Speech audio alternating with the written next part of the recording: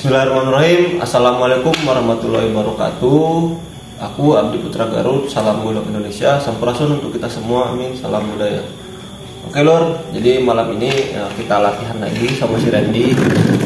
Lor. Jadi Randy semangatnya luar biasa. Aku senang sama dia.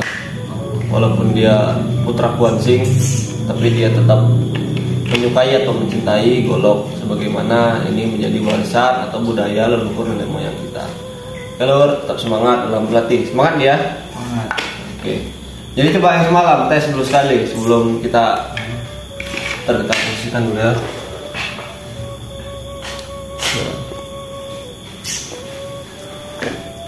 Coba gimana yang semalam?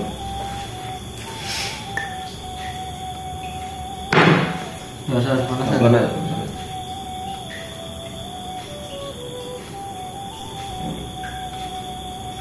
Oke, udah mulai bisa ya. Sering-sering aja diulang-ulang supaya nanti lebih mahir. Spinner ya. Spinner. Oke lor, sedikit tentang spinner. Jadi ini namanya spinner kalau abang bilang.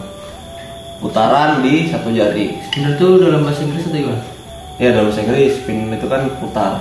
Spinner putar. Nah jadi putaran golok di jari ini ada fungsinya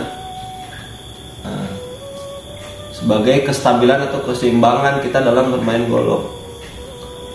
Maksudnya gimana bang?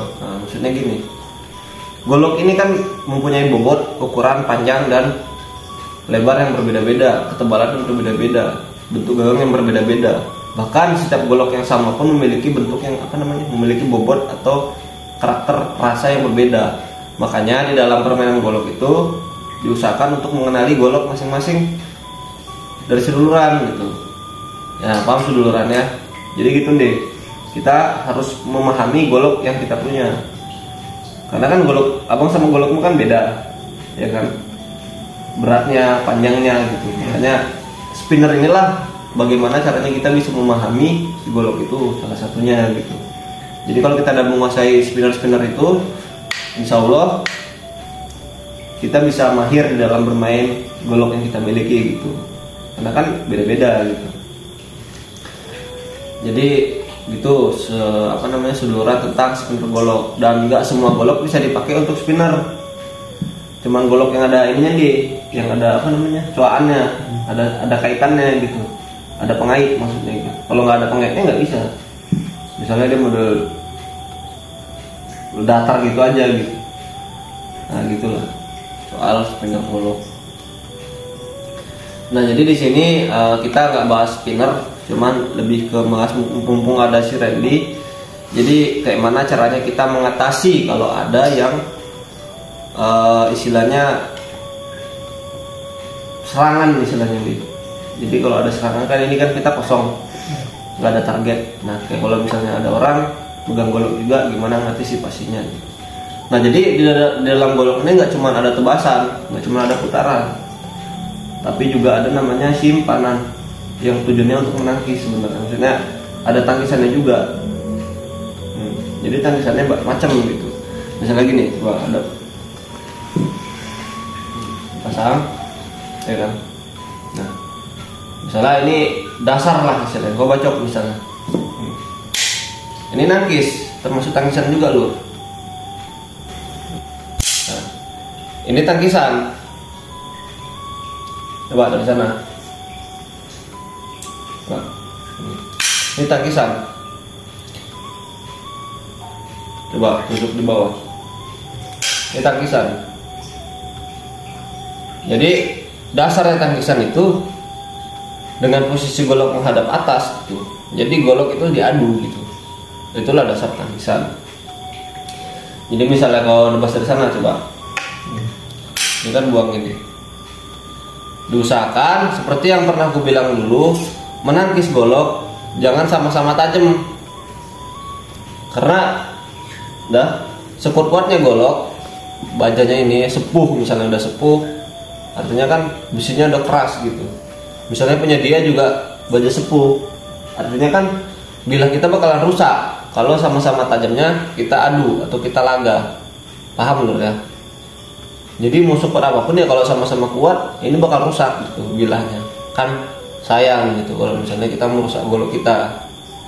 Jadi amannya ya menggunakan pipi. Mau sekeras apapun dia, mau pukulannya sekeras apapun, kalau dilaga sama yang pipi pasti aman gitu, nggak bakalan putus gitu. Paham seduluran ya? Artinya kan di dalam hukum fisika juga inilah menjadi peredam gitu, pipihnya ini. Jadi kalau mau sekencang apapun nebas, ya ini nangkis misalnya nahan gini ya aman. Nah ini tangkisan paling enak, paling aman gitu. Cuman yang dikhawatirkan tenaga, misalnya dari atas. Nah, ya kalau misalnya kita megang, kalau misalnya kita gini, tenaga dia lebih kuat, ini bisa lolos, kan gitu. Jadi ada tangkisan yang menggunakan tangan seperti ini. Ini misalnya kau tangkis, kau bacok, nah dia tangkis. Ini aman, sama pipinya juga yang kena. Jadi ada bantuan dari pergelangan, seperti itu. Cuman tetap bagi aku menangkis golok ini sebisa mungkin dihindari karena beresiko. Ini tangkisan tenaga di golok. Ya kalau misalnya ketangkis, kalau misalnya lolos, misalnya kau bacok pelan-pelan aja. Nah, ini udah kena duluan misalnya gitu. Ada dia pakai golok yang panjang, kita telat gitu. Gitu juga sama ini. Bacok dari atas. Gitu. Ada kemungkinan ngebeset ke tangan gitu posisinya ini. Nah, ada kemungkinan ngebeset, ada kemungkinan. Jadi aku sebisa mungkin untuk kalau misalnya ada serangan golok, sebisa mungkin untuk coba tebas, ambil menggunakan tangan gitu. Jadi nggak pakai golok, walaupun sama-sama pakai golok. Jadi sebisa mungkin untuk berani masuk, gitu loh. Coba gantian. Misalnya bang, nah sebisa mungkin untuk masuk. Nah hati-hati nih, kalau misalnya abang bacok dari sini, nah ini posisi pelan. Kalau cepat, kau mau nangkis, takutnya tanganmu duluan yang masuk. Ngerti kan? Ngerti. Jadi kalau posisi golok dari luar sini, nah buang keluar. Tapi kalau abang masuk bisa. Nah, jadi memang benar-benar harus dilatih lur di dalam menangkis atau menangkap orang yang menggunakan senjata lah khususnya gitu, senjata tajam. Jadi kita harus berani masuk. Kalau nggak berani ya bagus mundur, jaga jarak gitu. Begitu loh. Karena sepersekian detik kan harus dilatih. Jadi harus cepat, refleks, kecepatan, keberanian gitu. Gitu. Misalnya dari sini ya bisa kau buang, nah kau tahan. Tapi kan jarang ada orang mau nyerang gini kan pasti. Nah makanya kan harus dilatih gitu loh. Misalnya kau golok bebas, kau mau dari mana? Nah ini kan bahaya karena dia dari atas. Jadi kita perhatikan dulu gerakannya dan lebih baik jarak dia main nanti tebas ngelak misalnya kan. Nah kita udah baca ini dia berarti dari atas gitu. Jadi kalau misalnya kau udah serang sekali lagi serang, ini udah hafal gitu kan. Berarti kau nyerang dari atas coba lagi. Ngelak masuk gitu loh. Jadi misalnya kalau dari atas kan, kalau misalnya dari ayun gini tinggi, nah, ini enak, ini masuk. Kalau misalnya kita tangan kosong pun ini bisa masuk gitu. Begitulah istilahnya simulasinya. Karena memang harus dilatih refleks kecepatan tangan. Walaupun aku nggak jamin juga nggak kena gitu, ya kan ya. Jadi ada kemungkinan tetap kena gitu. Bagaimanapun posisinya ada kemungkinan tetap kena. Maka tetap harus dilatih dan kalau bisa dihindari. Ini hanya sebagai pelajaran gitu. Jadi kita nggak kosong-kosong banget gitu dalam ilmu ini. Cara ngelatihnya gimana? Nah bisa cari pasangan misalnya kan, sama-sama megang kayu misalnya, jangan golok, disimulasikan supaya lebih aman. Kebetulan kita nggak ada kayu, jadi kita pakai golok aja, tapi golok tumpul, insya Allah aman bro. Nah jadi kita coba untuk simulasi tangkisannya, coba. Nah, misalnya abang bacok dari luar, upayakan jangan ke dalam, upayakan melawan, tepis saja. Nah, kalau misalnya abang dari atas, masuk ke dalam, paham ya? Jadi kalau misalnya kau bacok dari samping, nah, abang nangkis, misalnya kau bacok dari atas, abang buang. ngerti ya? Iya, iya. Usahakan badanmu juga ikut, jangan diem aja. Misalnya gini coba, Nih, badanmu juga ikut, coba lagi. ikut terus ini. Nah, buang maksudnya ngelak. Jadi tetap ada elakan. Kalau misalnya dari dalam, nah dimasuk, misalnya dari atas, nah, ngerti kan? Jadi antisipasi refleks ke badan juga, jangan cuma tangan. Jadi hindaran itu tetap berpengaruh nanti. Oke, kita coba ya. Pelan-pelan aja dulu. Satu gantian. Sabar. Nah, kau kan corong gini. Coba kau bebas. Nah. Jadi tangisan, nah gitu coba. Terus dari sini kau putar. Coba. Ya. Jangan di segini, di apa, di reel istilahnya. Ada seni silat, coba kau baca pelan. Nah, jadi coba dari sini. Nah, jadi sambil badanmu buang. Nah gitu, buang ke sana. Kau kan ngelak nih. Nah gitu, coba lagi. Nah, jadi ini masuk bisa, ini lepas nih bisa nih, lepas ini masuk gitu. Jadi kau biasakan untuk ngambil. Nah gitu, pelan aja. Karena coba aku baca cepat, lagi cepat. Nah, lagi. Nah, jadi dapat segini pun nggak kena, tapi karena kau udah dapat, nah gitu. Coba lagi. Karena kau ngelak kan gitu, jadi kalau ini kan nah, masih ada resiko kena kan. Tapi kalau ada ngelak sedikit, coba. Nah, mau dekat sini pun aman nih, masuk bisa, kan gitu. Ngerti kan? Jadi tetap fungsi badan itu dimainkan. Misalnya kau mau buang ke dalam, nggak mungkin aku masuk. Bunuh diri aku kan gitu, makanya ke sini keluar, ngerti kan? Jadi gerakan tubuh dipahami. Nah, karena kau mau lewat ke sini kan, makanya sambil ngelak. Cuman tengok-tengok juga goloknya panjang atau pendek misalnya kan gitu. Kalau panjangnya nih gitu, kalau panjang berarti kan kau mikir, oh ini panjang. Kalau misalnya di posisi golok panjang, coba. Kalau pas gini kan masuk kan. Tapi kalau pendek kan lewat. Kalau panjang berarti nggak bisa gitu, masuklah. Nah, kita dibilang ini lepas gitu. Coba simulasikan ya. Yang ngelak kemarin? Iya lah. Kalau kau maju ya, kau dekatin golok. Putar. Nah, pelan. Ya, jangan langsung ngambil, tahan dulu. Nah, gitu, pelan-pelan aja. Jadi kau paham, ya. Badanmu. Nah, saya gitu ini. Nah. Coba dihalusin lagi. Jadi kau bisa baca. Coba lagi. Coba lagi. Gede kan? Ini masuk. Jangan jauh, dekat aja. Nah, jadi kau berani gitu. Tanganmu jangan lurus gini. Jadi ini coba kira-kira gitu. Serang, ini golok. Ini udah masuk gitu. Ngerti kan? Ini pengaruh gitu. Jadi kau nggak perlu banyak gerak, tapi kau udah bisa nangkis gitu. Nah, jadi kau nggak pakai golok pun misalnya serang, pukul. Nah, ini udah masuk gitu. Makanya kan ada istilahnya gini, kuda-kuda kan. Jadi kau masuk misalnya, kau gini aja, kau masuk misalnya. Nah, dimasukkan, udah masuk. Jadi kau nggak mesti harus kalau gini kan serang. Oh, terlalu luas gerakanmu gitu. Tapi kalau kau persempit, masuk misalnya.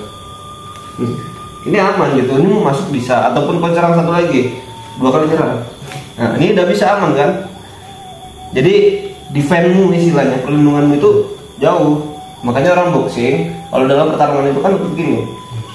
Jadi kalau kamu menyerang dari mana-mana aja, ini udah steady gitu, mau masuk misalnya. Silat itu juga sama. Jadi jarak dekat itu tadi gitu. Makanya kuda-kuda di sini kan, melindungi kepala, badan lindungi. Jadi kau mukul badan pun, mukul badan misalnya, perut kau mukul perut. Nah, ini udah aman gitu. Mau kau lanjut gini bisa gitu, ngerti kan? Jadi otomatis tangan tuh lagi ke sini. Kalau penepas ya udah, aku dipen aja lagi. Misalnya kalau pukul, tarik, cepet tarik. Nah, tarik misalnya. Ini aman kan? Nggak masuk gitu. Mukul dari atas ya enak kali. Masukkan gitu. Jadi itulah sama juga kayak misalnya nangkis gerakan golok. Tapi kan nggak mungkin kau diem kan? Kau masuk dong pengen golok. Ini masuk. Nah, karena kau tahu dia bawa golok. Kalau jarak jauh pasti kau kena. Gitu. Itulah simulasinya. Sekarang kita mau melatih refleks tangisan. Oke, coba.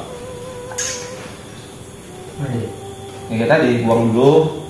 Kita 2 kali aja, habis buang, kau masuk. Nah, coba kau sendiri dulu, buang, masuk, buang, masuk. Kalau buang yang luar, Misalnya kan sini buang keluar. Nah, ya yang luar kan ini. udah buang aja, paskan aja. Nah, gitu. Coba kau pukul 1. Yang ini? Buang ke sana. Nah, gitu. lepas, baru muncul lagi. Nah, lagi. Gantian. Lagi. Ya. Nah, balik.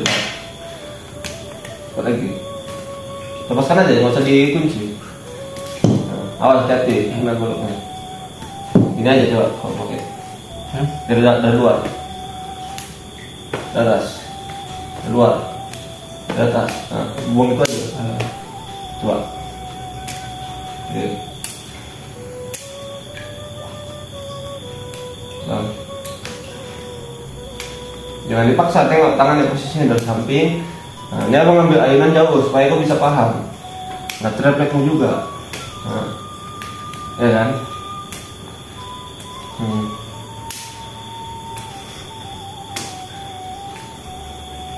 Saya mau tusuk. Paham ya? Oke. Sekarang biar nggak bingung, 2 aja, 1 luar, 1 dalam. Oke. Begitu kau keluar, nangis badanmu, kalau begitu dalam, buang badanmu. Kalau misalnya kamu buang ke dalam, badanmu ngelak. Kalau misalnya kamu keluar, badanmu masuk. Masuk. Ini? Nah, ngelak. Ke dalam masuk. Masuk lagi. Ngerti ya? Kalau keluar? Yang keluar ya buang aja. Mau masuk bisa. Kalau itu konteksnya buang aja. Oke? Nanti kita simulasikan ke dalam gerakannya. Coba, oke, bolok.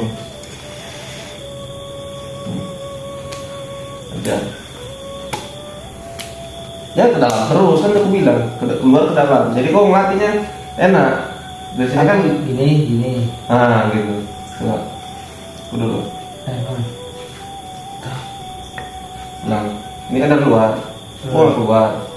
Coba.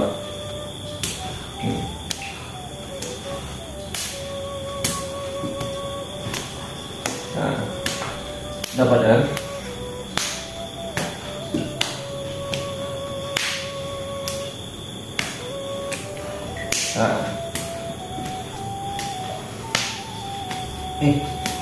Jangan ragu aja. Paskan. Ya.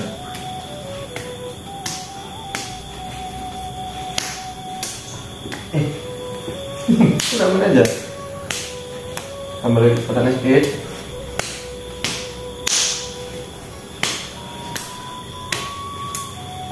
Jangan takut, paskan aja. Udah tumpul ini. Ya. Jangan lepaskan, nanti masuk ini goloknya. Ya.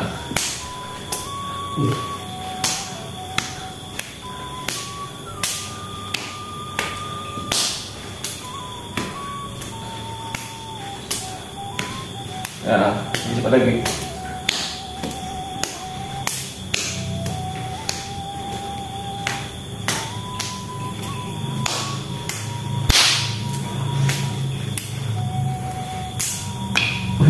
Jalan terus.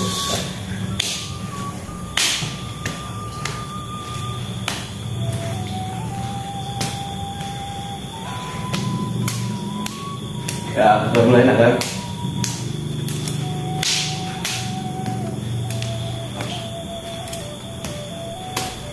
Apa lagi?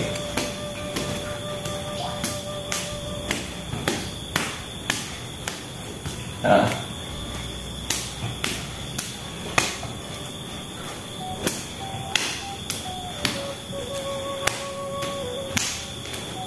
Ya, terus. Gitu. Lagi.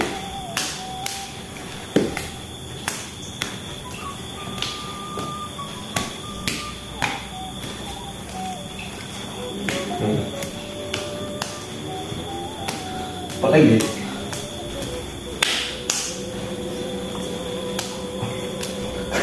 Goloknya berubah ya. Tuh.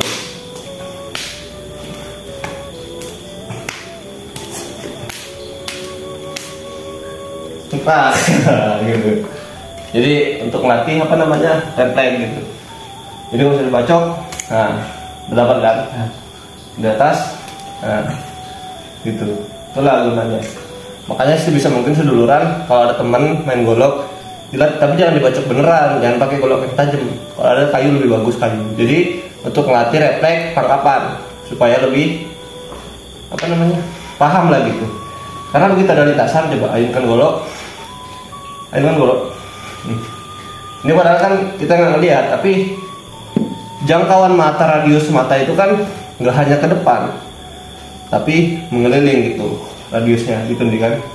Jadi ada ayunan misalnya serangan, nggak pun pakai golok, seenggaknya kita coba, nggak pun kita bisa nangkap gini, seenggaknya kita udah punya basic untuk membuang gitu. Nggak pun pakai golok bisa juga, kita serangan lurus misalnya, seenggaknya kita bisa buang gini. Walaupun kita nggak lihat, tanpa disadari, karena refleksnya udah kita latih gitu. Jadi gitu kalau misalnya titik kelemahan golok itu tadi kan ada. Jadi biasanya kalau orang berantem pakai golok itu berarti dia nggak bisa bela diri, gitu nih. Jadi sebenarnya lebih mudah mengatasinya. Ya kalau misalnya seandainya, tapi janganlah kan ini simulasi. Andai ada yang menyerang pakai golok, coba kan dia nangkap gini, ini kan bisa nangkap gini. Ini titik lemah tangan, kalau diputar gini dia lepas, gitu loh. Karena kan orang nggak mungkin bacok dikasih gini doang, pasti ada pemberontakan gitu, ya kan? Nggak mungkin orang nangkap Di mana? Nah, nggak mungkin diem aja kan? Makanya kan Gimana? Cara mutaran? apa ya? Nah, jangan nangkap gini, bukan jangan sih kalau bisa. Makanya kan nanti segini, jangan mukul. Nah, jangan ke bawah, sini aja. Jadi kamu mukul misalnya. Nah, kenapa harus gini? Kenapa nggak gini aja mukul? Kenapa nggak gini aja? Kenapa harus gini? Nah, inilah sangkutan. Jadi di sini coba pukul. Ini sangkutan. Jadi ini bisa nangkap. Udah masuk kan gitu. Makanya inilah fungsi daripada tangkapan ini. Misalnya kamu pakai golok, bacok misalnya. Nah, ini masuk kan. Nah, ini udah bisa lepas gitu. Makanya harus cepat gitu, harus dilatih refleks. Ini tajam. Tapi kalau kondisi terdesak, ya gimana lagi kan? Iya. Luka ya ada resiko. Kalau misalnya kamu luka ya tangannya doang, tidak pikirkan. Ini diputar gini aja lepas ini. Ini sakit. Kalau paksa, kalau kuat kan, semakin dipaksa semakin sakit. Karena apa namanya titik lemah itu di sini di lengan. Kalau misalnya genggam, lepas nggak usah pakai golok, genggam. Ini kan. Ini kalau aku putar ke dalam susah, keras. Karena dia pakai tenaga. Inilah istilah otot apa namanya pergelangan. Tapi kalau aku bawa ke sini, kuat dengan kuat. Ini ku pelan aja begini kan, dia ngerasa sakit kan jadi pergelangan. Karena di sini ada titik lemahnya. Ya mudah muternya gitu. Apalagi pakai golok. Di dalam ada hambatan, jadi genggaman nggak sepenuhnya kuat. Kuat kok coba pegang, bacok, ambil. Ini sakit nih kalau lepaskan gini, kesakitan dengan dia gitu. Makanya titik itu tadi yang dipahami gitu. Kalau memang nggak lepas minimal, ya kan? Ini satu. Ini kan titik. Ini kalau sakit ini kalau dilepas, ya kan? Banyak titik lumpuh. Sini engsel. Iya. Jadi misalnya serang. Nah, ini kalau dilepaskan, ini bisa lepas. Tapi kalau nggak bisa, masuk ke leher misalnya gitu. Atau mau dipukul gini bisa, atau dicekek. Tapi kalau cekek kan gini. Tapi coba ngambil jakunnya istilahnya gitu. Jadi serang, dimasuk, ini langsung ngambil. Atau memukul bisa. Seenggaknya kan lumpuh. Kalau misalnya kita nggak bisa ke sini gitu. Jadi kan karena kalau kita di lapangan itu nggak bisa kita apa namanya mungkin karena nggak dilatih, makanya kuncinya harus dilatih. Karena nggak terlatih, refleks untuk menjatuhkan itu nggak ada. seenggaknya kita udah bisa nangkep dulu gitu minimal gitu. Jadi bisa serang, nah seenggaknya kita udah bisa nyerang gitu, ini udah aman gitu, mau lepas mau enggak yang penting kita udah bisa masuk, jangan sampai dilepasin ya kan. Nah dia berusaha ngelepas nih, ngelepas ini masuk aja terus gitu loh. Jadi di dalam bela diri gitu, nggak mesti kita terpaku harus coba serang, misalnya jatuh ya kan, jatuh lipat, karena nggak semua kita bisa seperti itu deh. Bisa refleks seperti itu ya. Nggak bisa refleks secepat itu, dan kondisi lawan juga kita nggak paham gitu. Makanya seenggaknya kita udah bisa nangkep gitu, begitu kalau nyerang pakai golok, seenggaknya kita udah bisa nangkep ini gitu. Jadi golok tuh aman gitu, walaupun kena nggak separah kalau misalnya kita lepas, nah nggak separah ini gitu. Jadi kita tetap ada perlawanan gitu. Kalau udah naasnya gimana lagi gitu. Makanya kan sebisa mungkin menghindari itu. Tapi kalau udah terlanjur ya seenggaknya kan kita udah punya pegangan gitu, bela diri. Gitulah silatnya gitu maksudnya. Gitu deh. Ya. Napas dulu ya. Nggak pun kuat tapi saya serang. Nah, lagi coba lagi. Nah, ngerti kan Lur? Jadi gimana ya yang jelaskannya? Kok paham lah dengan gerakan itu gitu. Jadi kok nggak ngapal gitu. Makanya kan keindahan daripada silat itu sebenarnya bukan cuma berpengaruh sama apa namanya, bukan cuma berpengaruh sama indahnya gitu. Tapi dengan indah tadi kan kau senang gitu. Kalau udah senang kan berarti kan gerakan itu ngeresep sama badanmu gitu. Makanya kan kayak silat apa gitu. Sebenarnya bukan nggak ada fungsinya gitu, tapi merasakan setiap gerakan ini kan kau melihat bagus gerakannya gitu. Ini bukan nyatu sama badanmu. Jadi ada gerakan misalnya kan, ada serangan misalnya, ada serangan, golok nggak bisa bebas. Nah, jadi kok istilahnya gitulah, apa namanya, jurus atau gerakan itu yang udah dipelajari tadi kan udah nyatu dia, masuk misalnya. Ini masuk gitu, karena senada dia, kan gitu.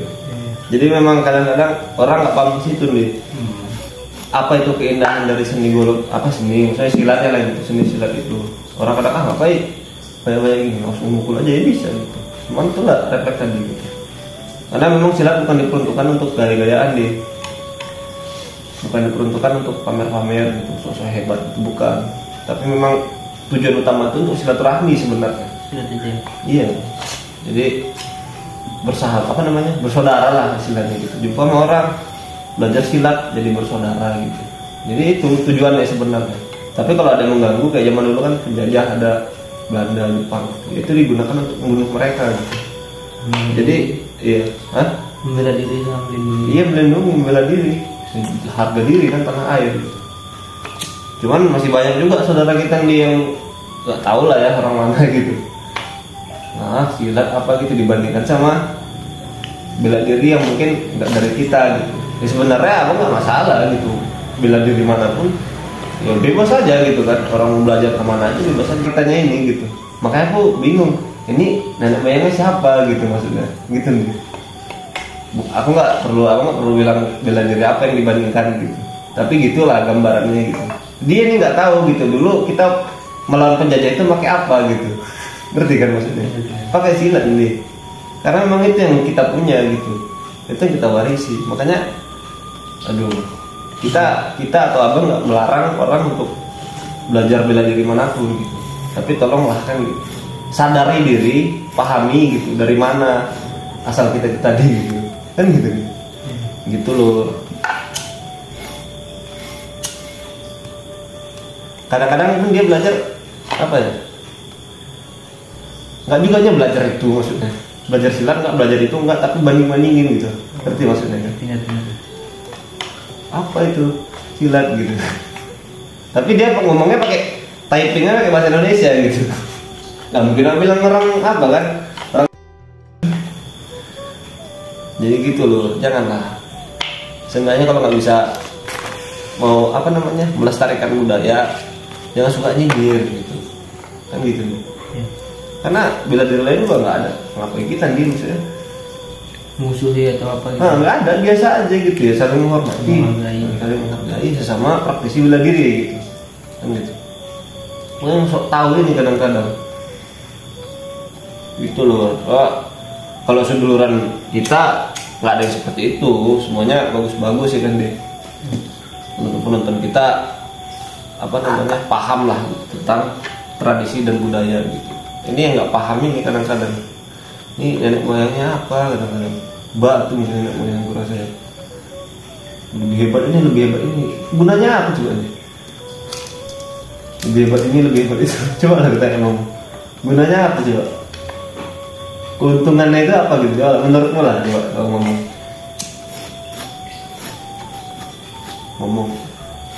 Ini sensor aja. Apa itu silat? Kalau mau hebat ya. Coba lah, menurut pandanganmu gimana gitu? Padahal yang orang yang ikut ya kan ya, nggak sering nyari yang ngomong ini kan? Iya. Nah, dia nggak ikut ya sebenarnya. Satu pun nggak ikut. Tapi dia membanding-bandingkan gitu. Tujuannya apa kan gitu? Untungnya apa gitu loh maksudnya? Keuntungannya apa gitu? Kalau dari perkataan itu tadi ada untungnya nggak apa-apa kan? Ini untungnya apa coba? Iya, untungnya mungkin mengadu domba kan? Setelah teradu domba, ribut, terjadi peperangan, senang dia kan? Karena memang itu yang diinginkannya gitu. Orang kita lahirnya silat ini untuk kedamaian, bukan untuk peperangan, ngerti kan? Kita diserang, kita dijajah, kita melawan gitu. Setelah dijajah kita melawan, setelah beres kita merdeka kan nggak ada lagi. Ngapain kita nyerang-nyerang orang kan gitu? Karena memang bukan untuk itu. Kecuali orang tua yang mengganggu kita ya. Itu udah cerita. Kalau bisa kita hindari kan gitu. Jangan terjadi pertikaian. Gitu. Kalau bisa damai, jadi sahabat, jadi saudara gitu. Itulah fungsinya silat itu. Karena memang bukan diciptakan untuk itu. Makanya abang belajar dulu gitu, belajar silat supaya bisa berantem gitu kan. Rupanya begitu belajar silat, ya rupanya apa gunanya berantem gitu. Hebat, dianggap hebat. Gunanya apa coba? Ya tak emang lah. Bukan masih istilahnya masih baru gitu kan. Belajar silat, berantem terus dianggap hebat gitu. Gunanya apa? Udah hebat gitu terus apa yang kita dapat gitu? Kan nggak ada ya. Takuti banyak orang. Takuti banyak orang. Terus gunanya apa gitu? Bagus supaya baik kan enggak? Kan nggak baik kan? Jadi sombong. Jadi kan sifat nggak baik dapatnya. Coba kita dirubah gitu mindset. Dengan kita belajar bela diri, punya sedikit, bisa berbagi, ya kita bagi jadi saudara. Ada kita butuh, ada orang yang bantu. Orang butuh kita bisa bantu, saling terikat kan gitu. Kan seperti itu yang kita harapkan. Support satu sama lain. Enak. Jadi bagi aku puncaknya bela diri itu bukan kita terus bisa ngelawan orang gitu, bisa terus menang lawan orang atau hebat gitu enggak, tapi bagaimana kita bisa bersaudara dengan banyak orang. Itulah puncak sebenarnya bela diri itu menurut aku. Karena kalau kau udah bersaudara sama orang, gimana caranya kau mau disakiti sama orang? Kalau kita udah bersaudara kan udah damai. Ya iyalah, ngapain lagi kita berantem? Gunanya untuk apa kan? Gak ada kan enak gitu. Santai kita merokok ngopi kan, dulu kan cerita. Nah itulah, jadi itu harus dipahami gitu. Kalau menurutku ini pemikiran yang dewasa, bukan pemikiran anak-anak gitu. Jadi kau janganlah masih muda ya, kau harus kayak gitu. Silat kayak gitu ya. Hah? Yang prinsip kayak Ya harus punya kayak gitu. Bukan prinsip sebenarnya, tapi pola pikir gitu. Jadi prinsip itu kalau nggak cocok ya jangan dipakai. Gitu. Harus fleksibel hidup ini. Ada prinsip memang nggak boleh dilanggar gitu. Sesuai harga diri kan gitu. Itulah prinsip. Tapi kalau soal kebaikan ya nggak bisa kita berpatokan dengan prinsip terus. Kadang prinsip bertabrakan dengan kebaikan. Jadi kita harus pikirkan gitu.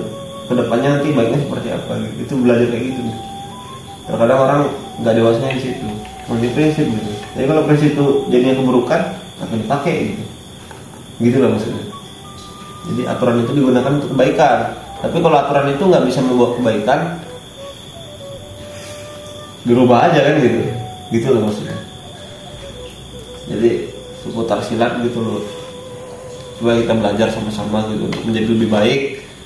Bagaimana caranya supaya damai gitu. Oh, silat untuk kedamaian, bukan untuk rusuh. Yang gitulah sedikit cerita tentang silat. Jadi gitu deh, nanti kau pulang siapa nanti kau ajak, ayo bareng kita, kau kasih tahu kan udah bisa nanti. Sini latih nanti kan mudah-mudahan dapat gitu raketnya. Sama putaran-putaran juga kau latih. Jadi bisa mahir kau dalam apa namanya goloknya gitu. Enggak apa namanya, enggak kaku gitu istilahnya. Putar-putaran spinner gini, putar-putaran gini. Ini kan mati kelenturan sebenarnya. Karena di istilah itu kan lentur.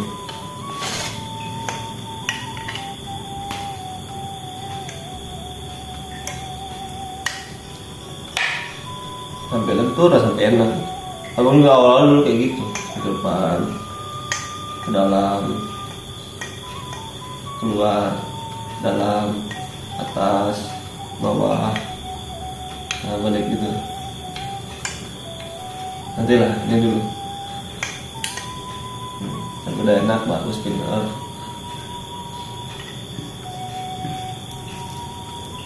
Gitulah sudah nanti untuk putaran golok.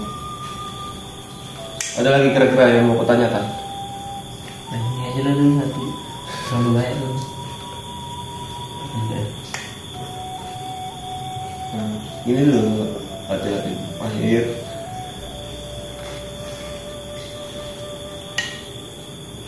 Anda mulai kan? Nah, balik. Nah, Simpan. Nah, keras. Nah, lagi. Udah lancar 2 kali.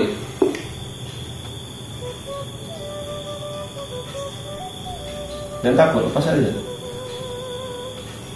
1, 2. Lewat lagi. 1, 2. 1, 2. Tep. Tep. Nah. Tep. Nah, udah mulai dapat. Nah. Jadi dari sini 1, 2 ambil, simpan, 1, 2 ambil. Nah, gitu. Kalau latih nanti itu supaya lancar.